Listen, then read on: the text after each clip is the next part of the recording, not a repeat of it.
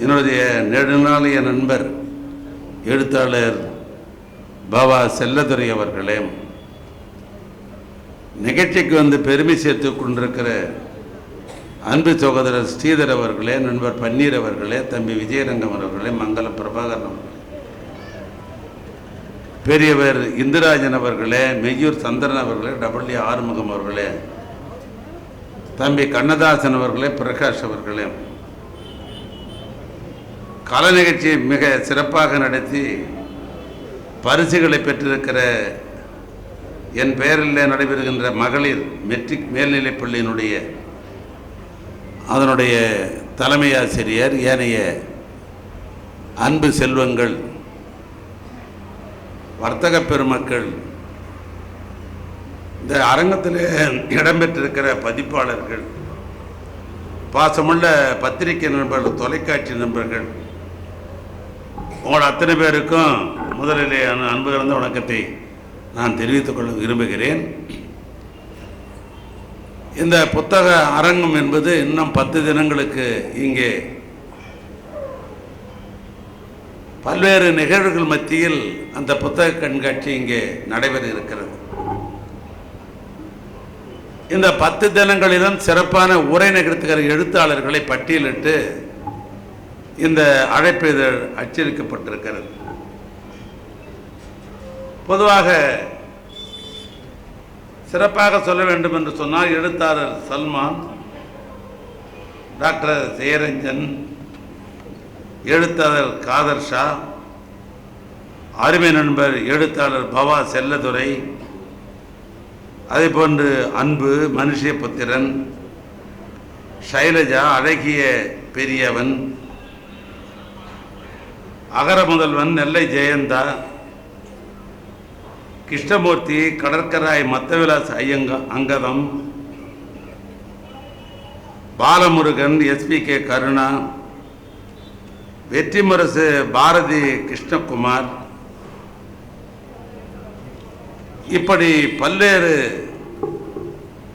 வெற்றிமுரசு பாரதி கிருஷ்ணா போன்ற பல்வேறு எழுத்தாளர்கள் அன்றன்றைய தினம் இங்கே நிகழ்ச்சிகளை கலந்து கொண்டு உரை நிகழ்த்துவதற்கு, உரை வீச்சை வெளிப்படுத்துவதற்கு இருக்கிறார். இதை திருவண்ணாமலை பெருமக்கள், திருவண்ணாமலை மாவட்ட பெருமக்கள் அத்தனை பேரை நீங்கள் சுவைத்ததன் மூலமாகத்தான் வாழ்க்கையிலே ஒரு விரிவான எண்ணங்களை நீங்கள் அடைய முடியும். இந்த மேடைக்கு வந்த உடனே எனக்கு பெரிய ஒரு மகிழ்ச்சி. பொதுவாக மாவட்ட நிர்வாகத்தில் பல பேர் அங்கம் பெற்றிருந்தாலும் கூட அதை முதன்மைப்படுத்துபவர்களை 3 பேரை முதன்மைப்படுத்துவார். ஒட்டுமொத்த நிர்வாகத்திற்கு மாவட்ட ஆட்சித்தலைவர் அடையாளப்படுத்துவதும், சட்டம் ஒழுங்கை பாதுகாப்பதற்காக மாவட்ட காவல்துறை கண்காணிப்பாளர் அடையாளப்படுத்துவதும், துறையிலேயே முதன்மை துறையாக இருக்கிற வருவாய்த்துறையை மாவட்ட வருவாய் அலுவலர் மூலமாக அடையாளப்படுத்துவது என்பது அரசினுடைய ஆணை. ஆனால் என்ன பெருமை என்று நான் நினைக்கிறேன் என்று சொன்னால், இந்த மாநிலம் முழுவதும் சுற்றுகிற ஒரு அமைச்சர் நான். வருவாய் மாவட்டம் என்று எடுத்துக்கொண்டோம் என்று சொன்னால் 38க்கும் இருக்கிற ஒரு வருவாய் மாவட்டம். ஒரு வருவாய் மாவட்டத்திலும் என் துறையின் சார்பாக ஆய்வை மேற்கொள்கிற ஒரு பணி எனக்கு இருக்கிறது. அப்படி நான் ஆய்வை மேற்கொள்ளுகிற பொழுது பல மாவட்டங்களில் தமிழராக இருந்தாலும் கூட அந்த தமிழனுடைய வெளிப்படுத்துகிற முறை, வாழைப்பழம் என்று சொல்வதற்கு பதிலாக வாழைப்பழம் என்று சொல்வதை நான் பார்த்திருக்கிறேன். சொல்லுங்கள் என்று சொல்வதற்கு பதிலாக சொல்லுங்கள் என்று சொல்லுகிற அந்த உச்சரிப்பை நான் பார்க்கிறேன் மேடையில். ஆனால் எனக்கு ஒரு மகிழ்ச்சி என்னன்னு சொன்னால், தமிழ்நாட்டு முதலமைச்சருக்குத்தான் நன்றி சொல்ல வேண்டும். எங்களுடைய மாவட்டத்தில் மிக சிறப்பாக படிப்பாளியாக இருக்கிற ஒரு மாவட்ட ஆட்சித்தலைவரை நமக்கு தந்ததற்காக உள்ளபடியே நான் முதலமைச்சருக்கு நன்றி சொல்ல கடமைப்பட்டிருக்கிறேன். அதற்கும் ஒருபடி மேலே படித்தது மருத்துவமாக இருந்தாலும் தன்னுடைய இலக்கியத்தினுடைய வீச்சை, இலக்கியத்தினுடைய அழுத்தங்களை, மொழி உணர்வை, மொழியின் மூலமாக நாம் வந்த வரலாறை மிக சிறப்பாக தொல்காப்பியத்தில் இருந்து ஆரம்பித்து 21ஆம் நூற்றாண்டில் வாழ்ந்த பாரதியார் வரை ஒரு அடுக்கு தொடராக பத்துப்பாட்டையும் பற்றியும் திரிகடத்தை பற்றியும் சமணர்கள் நூல் என்று சொல்லப்படுகின்ற ஐம்பெருங்காப்பியங்கள், சிலப்பதிகாரம், குண்டலகேசி போன்ற காப்பியங்களை பற்றி மிக அழுத்தமாக ஒரு காவல்துறையை சேர்ந்த ஒரு கண்காணிப்பாளர் இப்படி பேசுவாரா என்று நான் எண்ணி பார்க்கிறேன். என் மனது இனிக்கிறது. ஆக காவல்துறையும் இப்படி மொழி பெற்றாளர்கள் என்று நினைக்கிற பொழுது அவரை எங்கள் மாவட்டத்திற்கு அனுப்பிய முதலமைச்சருக்குத்தான் நான் இந்த நேரத்தில் நான் நன்றி சொல்ல கடமைப்பட்டிருக்கிறேன். வள்ளுவ பெருந்தகை இப்படிதான் சொல்லுகிறான், தொற்றனைத்து ஊர் மணற்கேணி மாந்தருக்கு கற்றனைத்தும் ஊரும் அறிவு என்று சொல்லுகிறான். எப்படி தோண்ட தோண்ட ஊற்று பெறுகிறதோ அதை போல படிக்க படிக்கத்தான் அறிவு விரிவடையும்.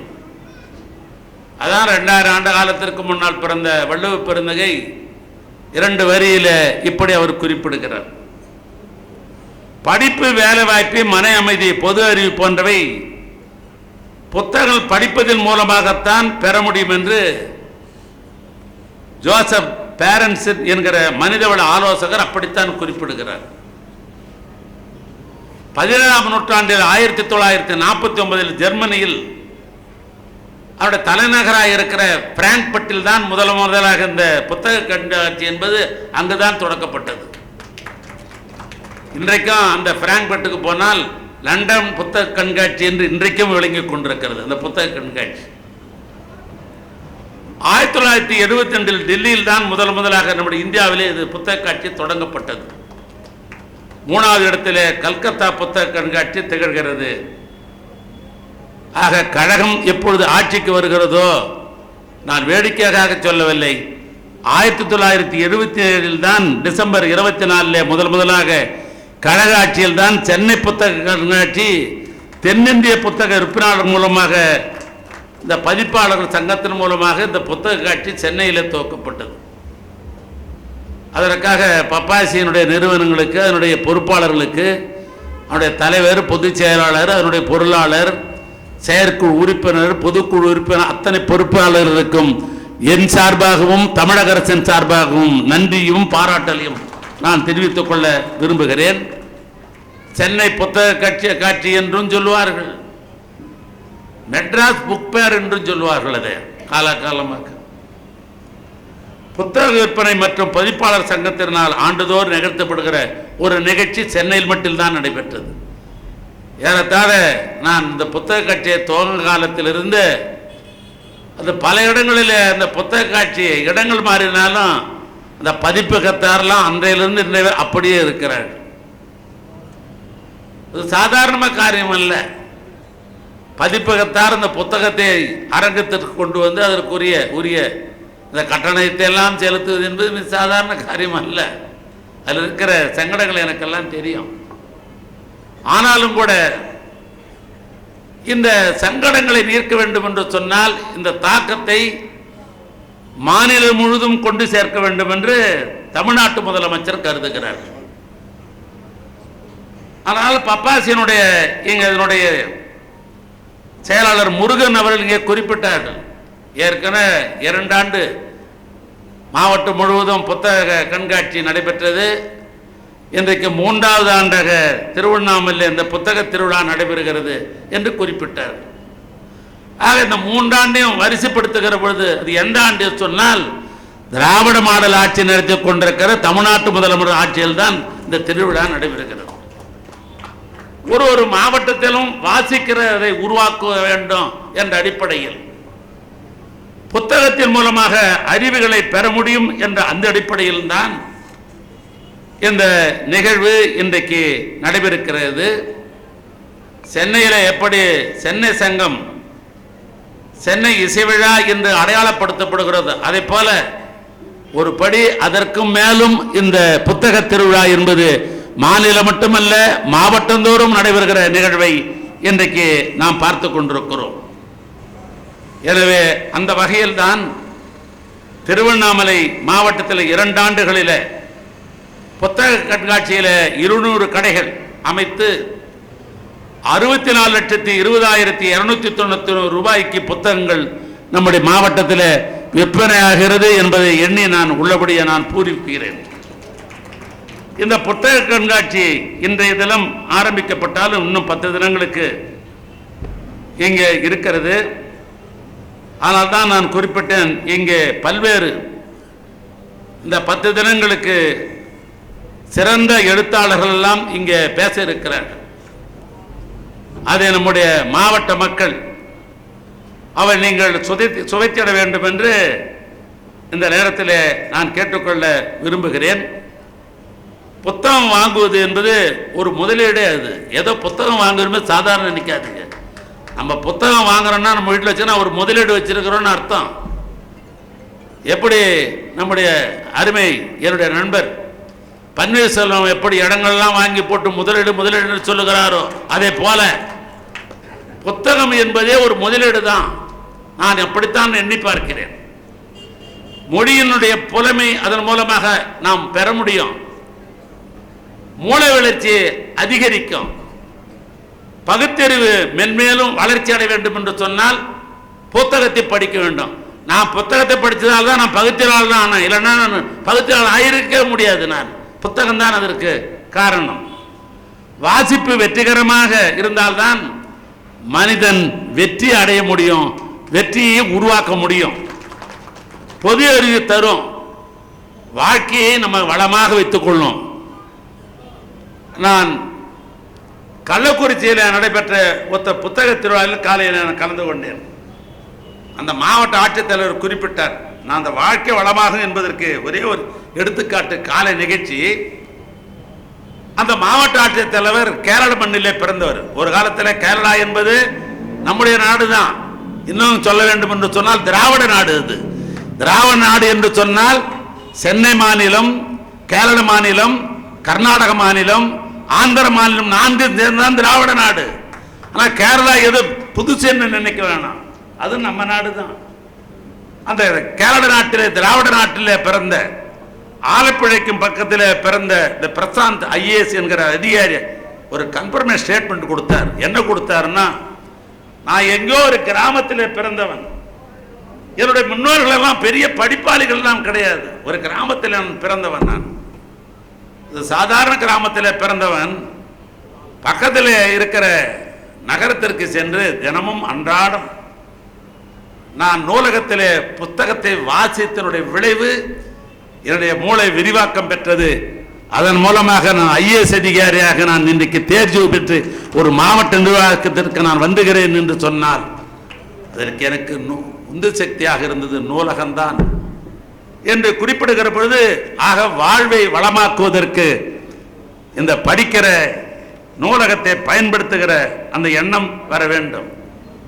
சில பேர் சொல்றான், டாக்டர் பிபி இருக்குது 140 தாண்டுது என்று சொல்லுகிறார்கள். இந்த 140 தாண்டுகிற அந்த பிபி, ஏன்னா இப்ப மருத்துவருங்க எஸ்பி இருக்கிறார் சொல்றேன், அதே மாதிரி தாண்டவர்களுக்கு வேற ஒன்றும் வேணாம், ஒரு அரை மணி நேரம் புத்தகத்தை எடுத்து படிச்சு பாருங்க, பிபி தனியாக குறையும்.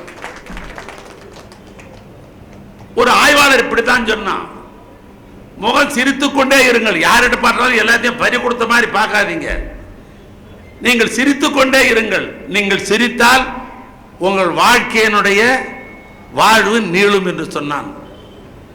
இன்னொருவர் சொன்னான், ஒரு ஆய்வாளர் சொன்னான், இது போன்ற பொது நிகழ்ச்சிக்கு போனால் யாராவது பேசினால் 2 கையும் தட்டி தட்டி நீங்கள் தட்டினால் உங்க வாழ்க்கை ரொம்ப நேரம் ஆகுன்றான்.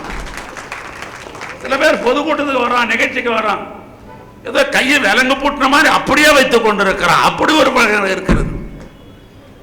கையை தட்டினால் உன் ஆயுள் நீடும் என்று சொல்லுவது அந்த ஆய்வாளர் படித்த காரணத்தினால் தான் சொல்ல, படிக்கலாம் எப்படி சொல்ல முடியும்? ஆனால் மன அழுத்தத்தை குறைப்பதற்கு படிக்க வேண்டும். வாழ்வுக்கு வழிகாட்டி அதுதான். சில பேர் மேடையில் சொல்லுவான், எனக்கு இவர் தான் வழிகாட்டினவர். அவருக்கே வழி தெரியாதுக்கிறார், அவர் எப்படி இன்னொருத்தருக்கு வழிகாட்ட முடியும்? யோசித்து பாருங்க.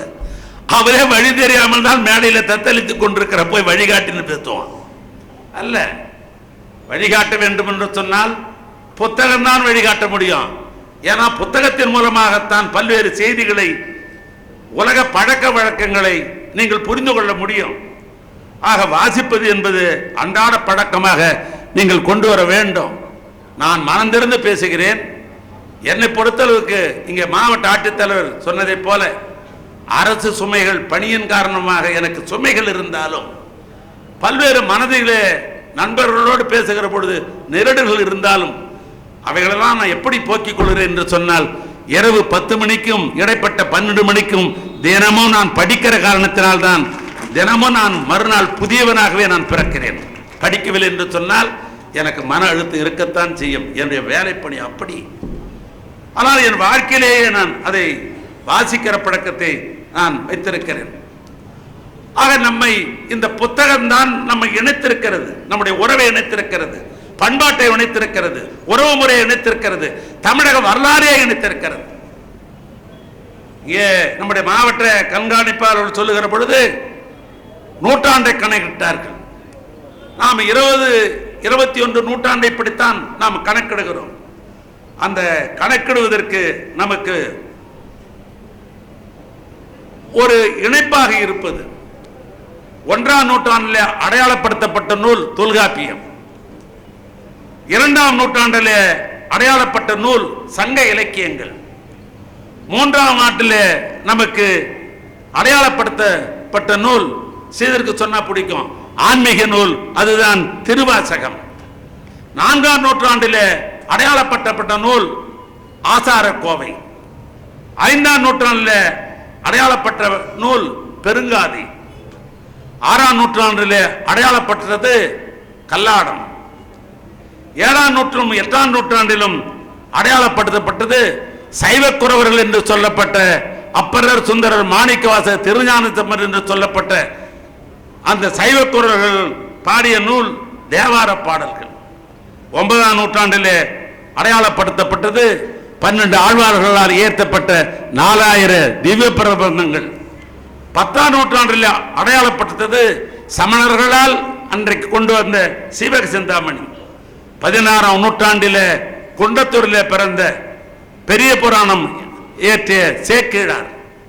12ஆம் நூற்றாண்டில் அடையாளப்படுத்தப்பட்ட நூல் கந்த புராணம்.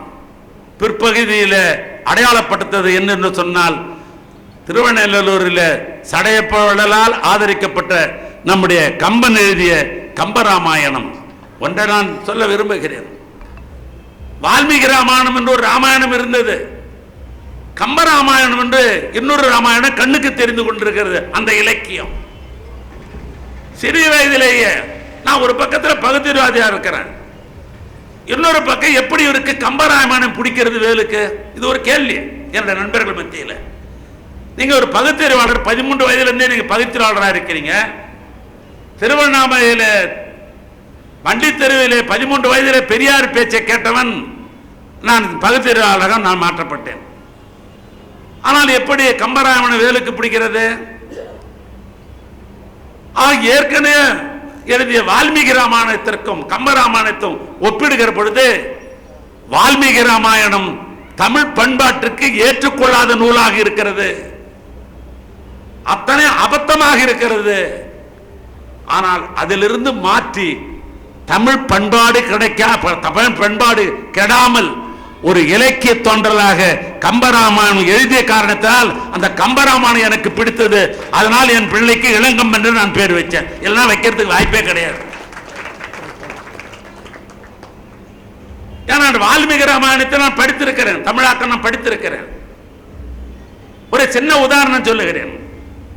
வால்மீகி ராமாயணத்தில் அது நடந்ததா நடந்தலையா என்பது அது வேறு. அதில் ராமனுடைய மனைவி சீதை என்கிற அந்த சகோதரியை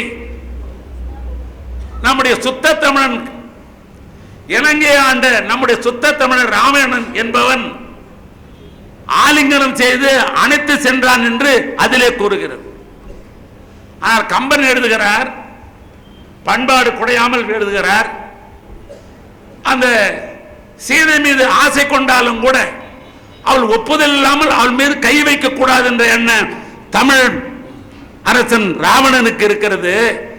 தமிழ் பண்பாட்டு பிரகாரம் ஒரு பெண்ணை ஒப்புதல் இல்லாமல் கை வைக்க முடியாது. அதனால் அந்த பெண் சம்மதிக்கிற வரை தொடக்கூடாது என்கிற காரணத்தினால் அந்த சீதை எங்கிருந்தாலோ அந்த இடத்தில் அந்த மண்ணோடு பேர்த்து அவள் மீது கை வைக்காமல் அங்கே அழைத்து போனான் என்று கம்பன் குறிப்பிடுகிறார். எனவே இப்படி நான் பல உதாரணங்களை கம்பராமாயணத்தை என்னால் சொல்ல முடியும். ஆனால் காலம் நேரம் ஆகி கொண்டிருக்கிறது. அமைச்சர் போர் அடிக்கிறார் என்று கல்லூரி மாணவர்கள் யாரும் சொல்லிவிடக்கூடாது என்கிற ஒரு மன உளைச்சல் எனக்கு இருந்து கொண்டிருக்கிறது. அதனால் சொல்லுகிறேன், அது கம்பராமாயணம் என்கிற இலக்கியம் தமிழ் பண்பாடோடு எழுதப்பட்ட இலக்கியம், அடையாளப்படுத்தப்பட்டது. 13ஆம் நூற்றாண்டில் சிவஞான போதகம், 14ஆம் நூற்றாண்டில் தலப்புராணம், 15ஆம் நூற்றாண்டில் வில்லிபாரதம், 16ஆம் நூற்றாண்டில் திருவிளையாடல் புராணம், 17ஆம் நூற்றாண்டில் தேவம்பாவணி மற்றும் சீரா புராணம், 18ஆம் நூற்றாண்டில் தாய்மானர் பாடல், 19ஆம் நூற்றாண்டில் வாடிய பயிரை போனதெல்லாம் வாடினேன் என்று சொன்னாரே வள்ளலார், அந்த வள்ளலார் இயற்றிய திருவருட்பா, 20ஆம் நூற்றாண்டில் தான் நம்முடைய கண்ணுக்கு தெரிஞ்ச இன்றைக்கும் மனதிலே இருக்கிற பாரதியாருடைய கவிதைகள். இவைகளெல்லாம் பக்தி இலக்கியத்தை ஒட்டியது. 21ஆம் நூற்றாண்டு, இந்த 22ஆம் நூற்றாண்டு இதை ஒட்டி இருப்பது தமிழ வளர்த்த பெருமை திராவிட தலைவர்களுக்குத்தான் உண்டு. அது மரமடிகளிலிருந்து ஆரம்பித்து என் தலைவர் கலைஞர் வரை அது உண்டு. அது இல்லை என்று மறுத்துவிட முடியாது. ஆனால்தான் கலைஞர் அவர்கள் தன் ஆட்சிக்கு வருகிற பொழுதெல்லாம் நூலகத்திற்கு முக்கியத்துவம் தர வேண்டும் என்று கருதினார்கள். ஆசியாவிலே மிக பழமையான நூலகம் என்று பாராட்டப்பட்டது தஞ்சை பெரிய கோயிலில் இருக்கிற சரஸ்வதி மகால் தான். அதுதான் நாம் படிக்கிற காலத்தில் நூலகத்தை பற்றி கேட்கிற பொழுது நாம் விடையளிக்கிற பொழுது தஞ்சையிலே சரஸ்வதி மகால் என்று தான் எழுதுவோம். அது என்னமோ தெரியல, நான் படிக்கிற காரணத்தால் என்று நான் சொல்ல மாட்டேன். எங்கள் அம்மா பேர் சரஸ்வதி, ஆனால் சரஸ்வதிக்கு நான் பிறந்த காரணத்தாலே என்ன தெரியவில்லை, எனக்கும் படிக்கிற அந்த எண்ணம் தோன்றியது என்று சொன்னால் அதுவும் மிகையாகாது. அப்படிப்பட்ட இந்த படிக்கிற மக்களுக்கு போய் சேர வேண்டும். அப்படி மக்களுக்கு போய் சேர வேண்டும் என்று சொன்னால் 2 வகை தான். ஒன்று நூலகம் இருக்கணும், இல்லைன்னா அது மாதிரி மாவட்டம் கொண்டு வந்து இது மாதிரி புத்தக திருவிழா நடத்தினால் அவர்கள் வீட்டிலிருந்து புத்தகத்தை வாங்கி வீட்டில் படிக்கலாம். அந்த வசதி எப்படி வருது என்று சொன்னால், கலைஞர் அவர்கள் முதலமைச்சராக இருக்கிற பொழுதுதான் தன்னுடைய ஆசானான அண்ணாவுக்கு 100ஆண்டு விழா அடையாளப்படுத்துவதற்காக கோட்டப்புறத்தில் அண்ணா 100ஆண்டு நூலகம் என்ற ஒரு அற்புதமான நூலகத்தை அவர் அமைத்தார். அவர் வழியிலே ஆட்சி நடத்திக் கொண்டிருக்கிற தமிழ்நாட்டு முதலமைச்சர் அவர் விடுவாரா? பழமொழி என்ன, தாய் 8 அடி என்று சொன்னால் குட்டி 16 அடி. 8 அடி தான் கலைஞர் பாய்ந்தார், நான் 16 அடி பாய்கிறேன் என்று சொல்லி தமிழ்நாட்டு முதலமைச்சர் கலைஞருடைய பெயரால் 100ஆண்டு விழாவுக்கு மதுரையிலே கலைஞர் நூலகம், அதே போன்று இன்றைக்கு நம்முடைய தமிழருடைய அடையாளமாக இருக்கிற தந்தை பெரியார் பெயரிலே கோவையிலே நூலகம், அதனுடைய தொடர்ச்சியாக இன்றைக்கு திருச்சியிலே நூலகம் என்று நான் சொன்னது சரியா போச்சா? அது 8 அடி என்று சொன்னால் ஒரு நூலகம்னா இது 16 அடி என்று 3 நூலகத்தை அறிவித்து இந்த நூலகத்தை கட்டி கொண்டிருக்கிற அவர்தான் வீதிதோறும் நாம் படிக்க வேண்டும், வீடுதோறும் படிக்க வேண்டும் என்ற நல்ல நோக்கத்தோடு தான் தமிழ்நாட்டு முதலமைச்சர் அவர்கள் இந்த புத்தக திருவிழாவை மாவட்ட தலைவர்களை நடத்த சொல்லி நடைபெற்றுக் கொண்டிருக்கிறது. இந்த 3 ஆண்டில் ஏன்னா 3வது ஆண்டாக இந்த பகுதியில் இந்த புத்தக திருவிழாவை மிக சிறப்பாக ஏற்பாடு செய்த நம்முடைய மாவட்ட நூலக அலுவலருக்கும் மாவட்ட ஆட்சித்தலைவருக்கும் அவருக்கு உறுதுணையாக இருந்து இங்கே பணியாற்றியிருக்கிற ஏனைய அரசு அலுவலர் பெருமக்களுக்கும் நன்றி சொல்வதோடு என்னுடைய வேண்டுகோளாக நான் வைக்க விரும்புகிறேன். இன்றைய தினம் மட்டும் இந்த நிகழ்ச்சி அல்ல, தொடர்ந்து 10 தினங்கள் நடைபெற இருக்கிறது. பல்வேறு எழுத்தாளர்கள் எல்லாம் உரை வீச்சாக, உரையாக, அறிவுரை, ஆலோசனை, இல்லை இல்லை அன்பு கட்டளை, இப்படி பல்வேறு வகையில் தன்னுடைய கருத்துக்களை வெளிப்படுத்தி இருக்கிறார்கள். அந்த கருத்துக்களை நீங்கள் அத்தனை பேரும் செவிமடுக்க வேண்டும் என்று சொன்னால் தினமும் நிகழ்ச்சியிலே இந்த திருவண்ணாமலை மக்கள் கலந்து கொள்ள வேண்டும் என்று கேட்டு என் உரையை நான் நிறைவு செய்கிறேன். நன்றி, வணக்கம். மானுட பிறப்பில் மகத்துவம் பெற வேண்டும் என்றால் நூல் வாசிப்பு ஒன்றே தீர்வு என்பதை ஆணித்தனமாக எடுத்துரைத்த அருணையின் கருணை ஐயா அவர்களுக்கு மாவட்ட நிர்வாகத்தின் சார்பில் நன்றி தெரிவித்துக் கொண்டு நிகழ்ச்சியின் நிறைவாய் நன்றி உரை மாவட்ட நூலக அலுவலர். அனைவருக்கும் வணக்கம். தமிழ்நாடு அரசு திருவண்ணாமலை மாவட்டம் மாவட்ட நிர்வாகம், பள்ளிக்கல்வித்துறை மற்றும் பொது நூலக இயக்ககம் இணைந்து நடத்தும் புத்தக திருவிழாவினை துவக்கி வைத்து விழா பேருரையாற்றிய மாண்புமிகு பொதுப்பணித்துறை, நெடுஞ்சாலைகள் மற்றும் சிறு துறைமுகங்கள் துறை அமைச்சர் அவர்களுக்கும், தலைமுறையாற்றிய நமது மாவட்ட ஆட்சியர் அவர்களுக்கும், வரவேற்புரையாற்றிய மாவட்ட வருவாய் அலுவலர் அவர்களுக்கும், தொடக்க உரையாற்றிய பொதுச் செயலாளர் பப்பாசி நாதம்கீதம் பதிப்பகம் அவர்களுக்கும், வாழ்த்துரை வழங்கிய திருவண்ணாமலை நாடாளுமன்ற உறுப்பினர் அவர்களுக்கும், மாவட்ட காவல் கண்காணிப்பாளர்